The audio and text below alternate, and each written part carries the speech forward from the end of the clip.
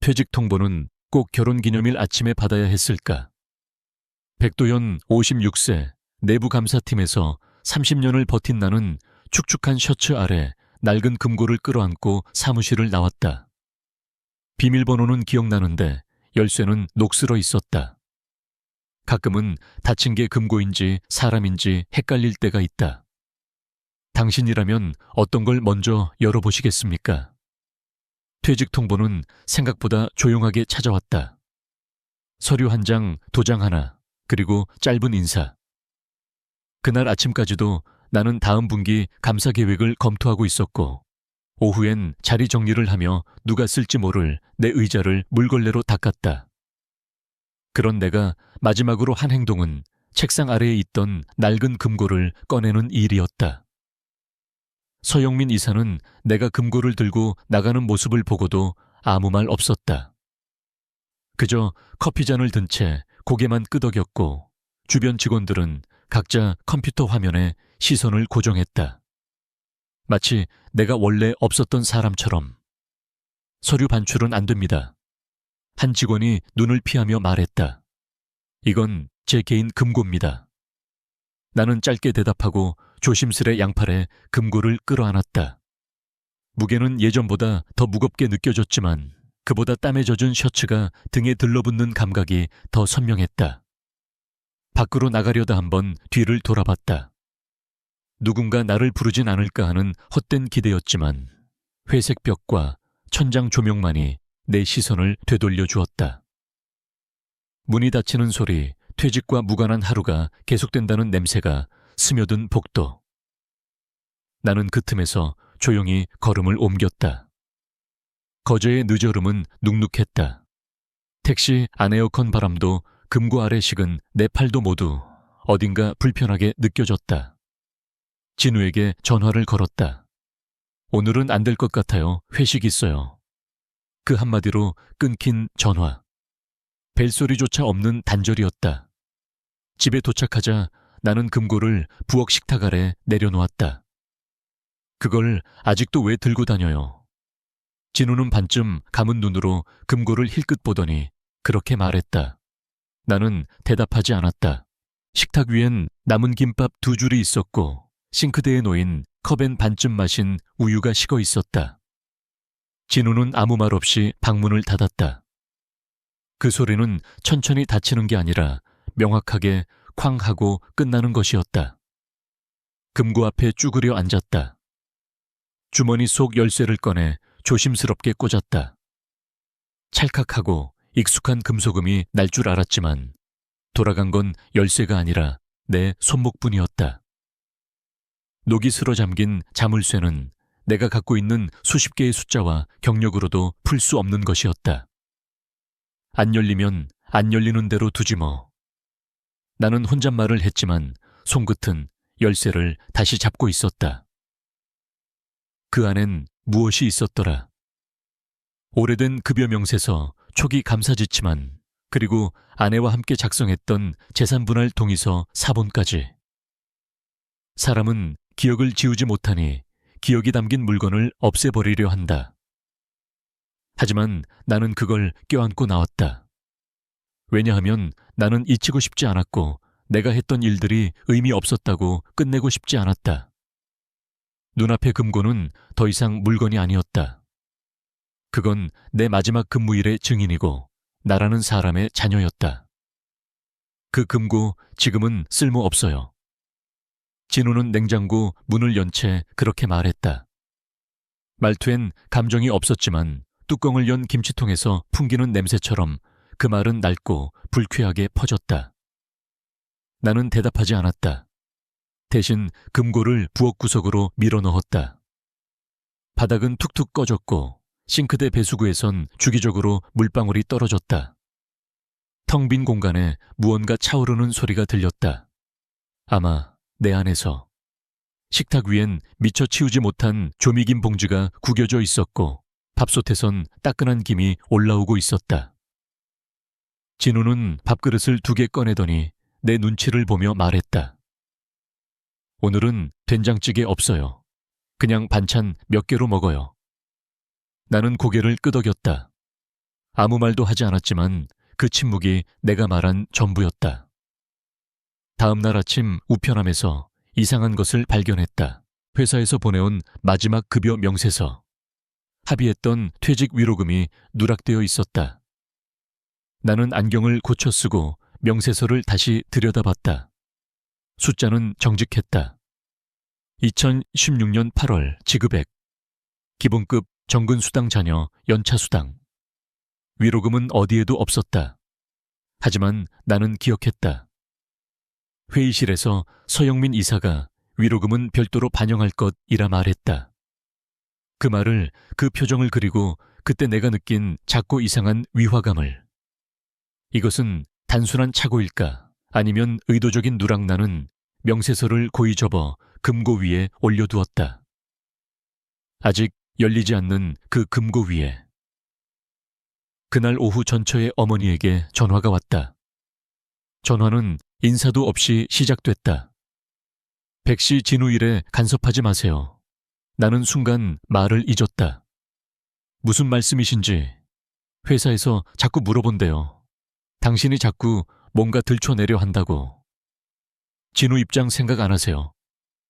그 말이 끝나자 나는 허공에 붕 떠 있는 기분이었다. 전처와 이혼한 지 10년이 넘었고 진우는 성인이 되었지만 여전히 나는 방해되는 아버지의 역할에서 벗어나지 못한 듯 했다. 통화를 마치고 거울 앞에 섰다. 김이 서린 욕실 거울 속에서 내 얼굴은 어정쩡하게 일그러져 있었다. 피부는 늘어졌고 눈가는 탁해졌다. 어느새 이렇게 된 걸까? 나는 욕실 선반 위에 오래된 면도기를 치우고 장롱 안쪽에서 노트북을 꺼냈다. 2010년형 구형 기종. 충전기를 연결하고 부칭이 완료되기까지 시간이 꽤 걸렸다. 폴더를 뒤지다 연락처라는 엑셀 파일을 열었다. 그 안엔 잊고 지낸 이름들이 빼곡했다. 그중 윤근상이라는 이름 앞에서 손가락이 멈췄다. 윤 선생님, 고등학교 시절 회계 기초 수업을 맡았던 분. 정직하되 유연해야 한다는 걸 숫자로 가르쳐준 유일한 어른. 퇴직 후 외딴 섬으로 들어갔다던 그 선생님. 나는 명함첩을 꺼냈다. 색이 바랜 명함엔 윤근상, 세무회계 컨설팅 은퇴라는 글자가 흐리게 인쇄되어 있었다. 전화번호가 아직 유효할지 알 수 없었다. 저녁이 되어 진우가 식탁을 정리하다 말했다. 요즘 시대엔 미련한 게 죄예요. 나는 숟가락을 내려놓고 그를 바라보았다. 그 눈동자는 아내를 닮았고 말투는 나를 닮았다. 미련하다고 생각하지 말고 필요한 것만 챙기세요. 그게 요즘 방식이에요. 나는 말없이 고개를 끄덕였지만 마음속에선 다른 대답이 있었다. 필요한 것만 챙기면 결국 아무것도 남지 않는다는 걸 아직 네가 모른다고. 식사가 끝나고 진우는 방으로 들어갔다. 그가 문을 닫은 뒤 나는 핸드폰을 꺼내 들었다. 윤근상, 번호는 그대로였다. 나는 몇 번이고 통화 버튼 위를 터치했다 멈췄다. 결국 핸드폰을 뒤집어 테이블 위에 내려놓았다. 기계는 조용했고 내 안의 소음만 크게 울렸다. 그 금고 아직도 가지고 있었구먼. 윤근상 선생님은 마루에 앉은 채 고개를 살짝 끄덕이며 말했다. 나는 작게 웃었지만 그 웃음엔 씁쓸한 뒷맛이 따라붙었다.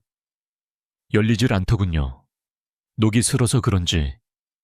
그 말에 선생님은 잠시 금고를 바라보았다. 그 시선은 마치 과거 어느 시절의 나를 바라보는 것 같았다. 오래전 교무실 채점지를 들고 내 앞에 앉아있던 그 눈빛. 그때와 다르지 않았다. 기억나나 너 처음 우리 반 왔을 때 계상이 없이 분계표 외우던 거. 나는 작게 웃으며 고개를 끄덕였다. 증거가 사라진 게 아니라 기억하는 사람이 없을 뿐이야. 이 안에 뭐가 있었는진 네가 더 잘 알겠지. 윤 선생님의 집은 돌산도 끝자락의 목조 단층이었다. 바다 쪽으로 열린 창문 너머로는 철석에는 파도 소리와 갈매기 울음이 섞여 있었다. 거실 바닥엔 낡은 우편물 몇 장, 커피잔 2개, 그리고 우리의 시간만이 있었다. 금고를 식탁 위에 올려놓자 선생님은 천천히 장도구함을 열었다. 낡은 드라이버 손전등 몇 입의 사실까지 준비된 사람의 손길이었다. 이건 나보다 더 오래된 금고네. 비밀번호 방식은 아닌 게 다행이야. 나는 입을 다문 채 그 과정을 지켜봤다. 나사 하나하나를 풀 때마다 과거가 조금씩 열리는 기분이었다. 드디어 뚜껑이 딱 하는 소리와 함께 열렸을 때 금속 냄새와 함께 오래된 종이 내음이 뿜어져 나왔다. 이건 윤 선생님이 꺼낸 서류 한 장. 2011년도 내부감사 기록지였다. 익숙한 내 필체 도장이 찍혀 있어야 할 칸이 공란으로 남아 있었다. 나는 기억했다. 그해 봄 내외부 감사가 동시에 겹치며 일정이 뒤엉켰고 일부 서류는 미확인 상태로 임시 저장되었다. 하지만 그 공백이 그저 실수로 묻혀 있었던 건 아니다. 이 서류, 최근까지 쓰였던 것 같아요. 나는 다른 파일 뭉치를 넘기며 말했다. 용지 하단엔 수정된 날짜가 프린터로 박혀 있었다.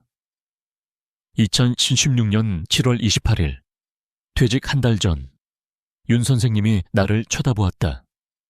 그 시선은 예전과 달랐지만 여전히 단단했다. 너 이거 놓치면 평생 후회한다. 나는 그 말에 대답하지 않았다. 대신 조용히 노트북을 열고 새 이메일을 하나 작성했다. 받는 사람 익명제보위원회 제목 한율테크 자료 오류 관련 제보 본문 초안 보관 중. 아직 전송 안 됨. 나는 커서를 깜빡이며 앉아 있었다. 손끝은 멈춰 있었지만 마음은 한참을 달려가고 있었다. 그 순간 스캔했던 서류의 메타데이터에서 익숙한 문구를 발견했다. 수정자 백진우. 수정 일시 2016-07-28-22-41.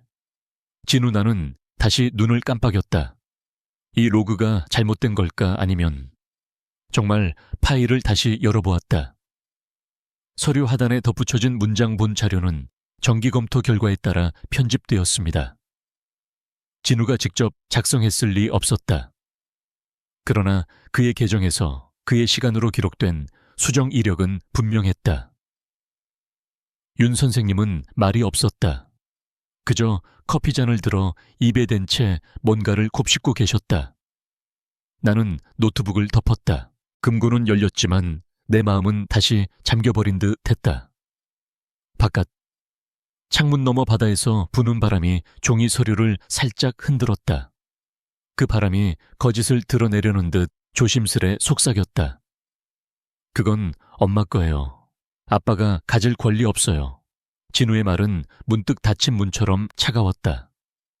말끝은 단호했고 그 눈빛은 흔들림 없이 나를 관통했다. 나는 금고 앞에 앉아 있었다. 무릎 위엔 펼쳐진 서류 몇 장. 금고 뚜껑은 열려 있었지만 마음의 문은 닫힌 채였다. 바깥은 초겨울. 창문엔 김이 서렸고 보일러 돌아가는 소리가 일정한 리듬으로 방 안을 채웠다. 소파 끝에 웅크린 고양이 인형 하나. 아내가 떠날 때 진우에게 잘 자라며 안겨준 그 인형은 이제 먼지투성이었지만 아직 그 자리에 있었다. 진우야. 나는 조심스레 말을 꺼냈다. 이 서류들 넌 왜 숨겼니? 진우는 잠시 말이 없었다. 그러다 천천히 마치 오래 묵힌 말처럼 꺼냈다. 외할머니가 그러셨어요. 그 문서는 엄마 걸로 남겨야 한다고. 아빠가 다시 꺼내면 엄마 마음이 헛된 게 된다고. 나는 눈을 감았다. 외할머니. 그분의 말은 늘 분명했고 나에겐 날카로웠다. 하지만 진우에게 그것은 가족의 말이었다. 나는 금괴에서 낡은 폴더 하나를 꺼냈다. 그 안에 접힌 혼인계약서 원본이 있었다. 서류는 오래되어 모서리가 해졌고 일부는 눅눅하게 발해 있었다. 이건. 진우가 다가와 서류를 들여다봤다. 맨 마지막 장. 그곳엔 우리의 서명이 분명히 남아 있었다. 나는 그 페이지를 펴며 말했다. 이건 법적 효력이 남아 있어. 재산권 관련 조항 공동명의 부분. 그 누구의 것도 아니야, 진우야. 엄마 것도 내 것도 아닌. 진우의 손끝이 떨렸다. 그는 한 발짝 물러나며 묻듯이 말한다. 그럼 지금까지 알고 있던 게 다 거짓이야. 나는 대답하지 않았다. 대신 금고 뚜껑을 천천히 닫았다. 서류들이 바람 한 줄 없이 가라앉았다. 이건 엄마 것도 내 것도 아니다. 나는 조용히 말했다. 이건 우리 모두가 감당해야 할 진실이야. 진우는 고개를 숙인 채 조용히 앉았다. 그의 어깨가 작게 들썩였지만 울지 않았다. 보일러가 꺼지는 소리와 함께 방 안은 다시 고요해졌다. 그 고요함 속에서 나는 핸드폰을 꺼냈다. 메일 알림이 떠 있었다. 수신 확인됨. 감사위원회. 발신 Anonymous 에 보얼동 앗 알자 계열. 제목 제보 관련 1차 회신 요청. 그 짧은 문구가 우리 사이에 열린 반대편 문을 보여주는 것만 같았다. 문은 열렸고 그 너머엔 아직 아무도 서 있지 않았다. 나는 보낸 적 없는 메일의 수신 확인 알림을 바라보았다. 전송됨이라는 단어가 이렇게 무겁게 느껴진 적은 없었다. 화면 속엔 간단한 회신 요청 메일. 내 이름은 없었다. 보낸 사람 나는 익명. 그러나 그 익명이 가리키는 무게는 너무도 분명히 나였다. 2017년 1월의 새벽. 나는 다시 회사에 있었다. 정확히는 사무실 옥상층 이전 감사팀이 쓰던 창고 공간. 리모델링 이후 폐쇄됐지만 비밀번호는 바뀌지 않았다. 00812슈 아내 생일. 그 번호는 여전히 나를 위한 문을 열어주었다. 형광등은 일정한 간격으로 깜빡였고 사무실 안엔 낡은 서랍장과 반쯤 꺼진 의자, 그리고 오래된 공용 노트북이 있었다. 나는 공용 계정에 접속해 폴더 하나를 생성했다. 이름은 단순히 REF 주춘이랄.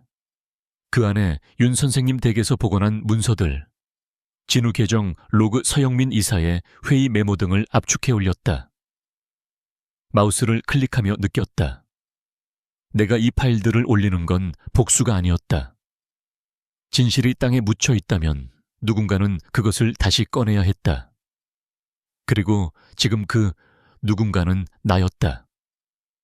백 부장님, 그때 진짜 이상했어요. 전화기 너머 은경의 목소리는 조용했다. 법무팀 동기였던 그녀는 나보다 2살 어렸고 그 시절 누구보다 꼼꼼했다. 회의록도 조작된 것 같았고 인사발령이 내려올 때 팀 내 누구도 이유를 몰랐거든요. 그저 위에서 정한 거라는 말뿐이었죠. 나는 말없이 고개를 끄덕였다. 은경은 나에게 한 파일을 보내왔다. 사내 메신저로 보낸 음성 메모였다. 서영민 이사 2016.07 백 부장은 고지식해. 요즘은 그런 성격으론 조직 못 이끈다니까. 나는 그 짧은 말에 오래 알았다. 고지식하다는 말. 나에게 그건 자부심이자 외로움이었다. 노트북 화면 위로 내 얼굴이 어렴풋이 비쳤다. 땀인지 피로인지 모를 이마의 반짝임. 백스페이스 자국이 남은 키보드 위에서 손가락이 잠시 멈췄다. 그때 수신함에 새로운 로그 하나가 떴다. 2016.0728-2241 작성자 백진우. 제목 외부 파일 전송 승인. 요청 수신자 SY by moon at partner love abgr KR. 진우의 계정. 진우가 외부 변호사에게 자료를 보냈다고. 그 메일은 권한이 필요했고 승인자는 서영민이었다. 나는 전화를 걸었다. 하지만 진우는 받지 않았다. 부재 중입니다라는 차가운 음성만 남았다. 그날 밤 나는 익명 제보를 공식적으로 완료했다. 몇 분 후 회사 전 직원에게 긴급 공지가 발송되었다. 공지 한율테크 내부 감사 착수, 협조 요청드립니다. 작성자 HR and Compliance 팀. 다음 날 오전 서영민 이사의 법무대응 예고 메일이 떴다. 명예훼손 관련 조치 예정, 내부자 색출 착수. 법률 대리인 송무 파트너스. 누구나 짐작하겠지만 익명은 오래 숨겨지지 않는다. 새벽 4시를 넘긴 시간, 나는 윤 선생님에게 문자를 보냈다. 선생님, 시작한 걸까요? 답은 짧았다. 이제야 시작이구나. 나는 그 문장을 오래 바라보았다. 마치 그 문장에 모든 과거가 응축된 것 같았다. 이제야. 그리고 시작. 나는 화면을 닫고 의자에 기대었다. 형광등은 여전히 깜빡였고 그 깜빡임이 내 안의 두려움을 덜어주는 듯 했다. 그 밤, 나는 완전히 홀로였지만 오랜만에 숨을 깊게 쉬었다. 제가 넘긴 거예요. 아버지가 알면 실망하겠지만. 진우는 나를 정면으로 바라보며 말했다. 더 이상 눈을 피하지 않았다. 그의 말은 흔들리는 창문 블라인드처럼 아슬아슬했지만 확실했다. 회의실 안은 조용했다. 긴 타원형 테이블 위엔 물병 5개 한 병은 뚜껑이 열려 있었다. 환풍기 소리 너머로 들리는 진우의 숨소리가 작게 떨렸다. 2017년 10월 한율테크 임시감사위원회 회의실. 이 공간은 평소엔 거의 쓰이지 않았다. 그러나 오늘 진실이 놓일 자리가 되었다. 윤근상 선생님이 먼저 입을 열었다. 그의 손엔 분석된 로그 출력물이 들려 있었다. 2016년 7월 28일 오후 10시 41분 진우 씨 계정에서 외부 전송이 있었고 승인자는 서영민 이사입니다. 해당 로그 메일 헤더 IP 일치 확인했습니다. 그는 간단하게 말했지만 그 한 문장이 가져온 파장은 깊었다. 은경이 노트북을 돌려 보여주었다. 여기요. 이건 위조 서명이 들어간 서류예요. 원본엔 없던 수정기 흔적이 명확하게 남아있어요. 모니터에는 확대된 이미지가 떴다. 중간에 삽입된 글자 주변이 미세하게 흐릿했고 서명은 도장 대신 디지털 이미지였다. 나는 진우를 바라봤다. 그는 침을 삼키며 말했다. 처음엔 외할머니 말 때문이었어요. 엄마 걸로 남기라고. 그런데 상사인 김 팀장이 전송 승인 도장을 받아오라면서 다들 그렇게 하는 거라고 했어요. 전 그냥 시키는 대로 했어요. 그의 목소리는 점점 작아졌고 마지막엔 속삭임처럼 들렸다. 처음엔 그냥 가족을 지키고 싶었어요. 서영민 이사는 입을 굳게 다물고 있었다. 그는 억울하다는 눈빛을 보냈지만 아무도 시선을 맞추지 않았다. 잠시 후 감사팀장이 말했다. 서영민 이사 직무정지 명령이 즉시 발효됩니다. 법무대응은 별도로 진행합니다. 그 순간 회의실 안의 공기가 바뀌었다. 누군가 길게 숨을 들이쉬었고 서류 한 장이 바닥에 떨어지는 소리가 또렷하게 들렸다. 진우는 자리에서 일어났다. 책상 위에 봉투 하나를 올려두었다. 자진 사직서입니다. 회사 말고 저 자신부터 다시 다녀오겠습니다.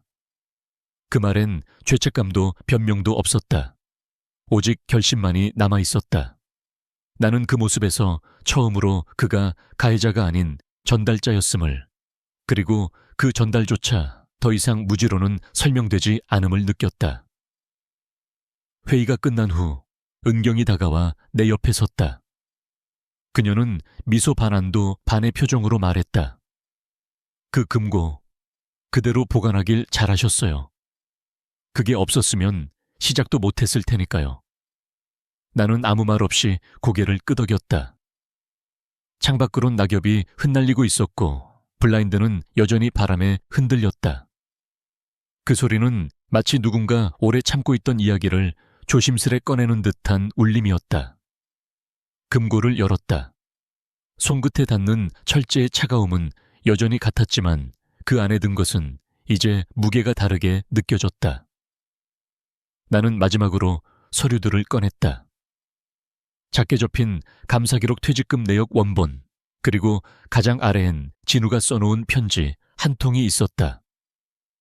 2018년 2월 거제시 구도심의 작은 공공도서관. 재개발이 예정되어 있어 몇 달 뒤면 이 건물도 사라질 운명이었다. 그전까지 나는 이곳을 빌려 내부 수리를 도왔고 그 한켠에 조그만 공간을 마련했다. 벽엔 오래된 게시판이 남아 있었고 바닥엔 새 페인트 냄새가 은근히 스며 있었다. 창문은 잘 닫히지 않았지만 그 틈새로 들어오는 겨울 햇살은 충분히 따뜻했다. 윤 선생님은 페인트 칠을 마무리하며 말했다. 기록은 그냥 묻히게 두면 안 돼. 누군가는 그걸 봐야 다시는 같은 실수를 반복하지 않지. 나는 고개를 끄덕이며 금고 옆 선반에 라벨을 붙였다. 작은 금속 명패에는 이렇게 새겨져 있었다. 백도현 기록 보관함. 다시 열리는 정의. 그날 오후 몇몇 동네 중장년 이웃들이 찾아왔다. 도서관 공지 게시판에 중년 커뮤니티 아카이브 코너가 생긴다는 걸 보고 도움을 주겠다며 자청한 이들이었다. 우리는 함께 서류를 항목별로 나누고 스캔본과 복사본을 분류해 바인더에 넣었다. 처음엔 조용하던 그들이 어느새 각자의 기억을 꺼내기 시작했다. 나도 옛날에 퇴직금 누락당했었지. 그때는 누구한테 말해봐야 소용없었어. 그 말들 사이에서 나는 묵직한 공감을 느꼈다. 잊힌다는 건 없어지는 게 아니었다. 단지 공유될 수 없었던 기억이었을 뿐이었다. 진우의 손편지는 금고맨 아래에 봉투도 없이 들어있었다. 잉크가 살짝 번져 있었고 글씨는 성급하게 쓰인 듯하지만 마음은 정갈했다. 아버지의 정의가 이제야 이해됩니다. 저는 도망쳤지만 당신은 지켜냈어요. 이 기록이 누군가에게 힘이 되기를 바랍니다. 나는 조용히 편지를 접어 다시 봉투에 넣었다. 그 옆엔 철제 파일 클립이 부러진 채 얹혀 있었다. 그 하나하나가 이젠 증거가 아닌 기억이 되었다. 윤 선생님이 금고를 닫으며 말했다. 이제 채워졌네. 비어있던 게 아니라 기다리고 있었던 거지. 나는 천천히 미소 지었다. 도서관 입구 게시판엔 갓 인쇄된 포스터가 붙었다. 다시 여는 문, 정의와 기억의 작은 개관식. 일시 3월 3일 오후 3시 장소 거제시 구도심 공공도서관 1층 아카이브룸. 바람이 불어 포스터가 살짝 흔들렸다. 그 떨림 속에서 나는 새로운 문이 열리는 소리를 들은 것 같았다. 그날 나는 이름을 다시 얻었다. 백도현이라는 이름이 사람들의 입에서 마치 오래된 친구처럼 자연스럽게 불렸다. 햇살이 잔잔히 쏟아지는 봄날 아침. 중앙동 공공센터 1층 개조 공간엔 책 냄새와 나무 서가의 먼지 냄새가 함께 어우러져 있었다. 새 페인트 칠은 이미 바닥에 익숙해졌고 창틀 사이로는 진달래 꽃잎이 바람에 실려 들어왔다. 내가 설 수 있는 자리가 또다시 생길 거라고는 한동안 상상하지 못했었다. 하지만 지금 나는 연단 위에서 사람들 앞에 서 있었다. 저는 이 공간을 통해 두 번째 인생을 시작합니다. 기록은 숨기는 것이 아니라 나누는 것이고 상처는 지우는 것이 아니라 이해 속에서 희미해지는 것입니다. 박수 소리가 정중하면서도 따뜻했다. 내 앞엔 이웃 주민 은경 윤 선생님, 그리고 가장 앞줄엔 진우가 있었다. 그는 어깨를 펴고 단정한 정장을 입고 있었다. 그 눈빛엔 예전과는 다른 결이 있었다. 스스로를 피하지 않는 사람의 결. 백도현 문고는 단순한 책 보관소가 아니었다. 작은 기부 박스엔 중장년 제도약을 위한 기금이라는 글귀가 붙어 있었고 옆 게시판엔 무료 세무 상담과 구직 정보가 적힌 안내문이 걸려 있었다.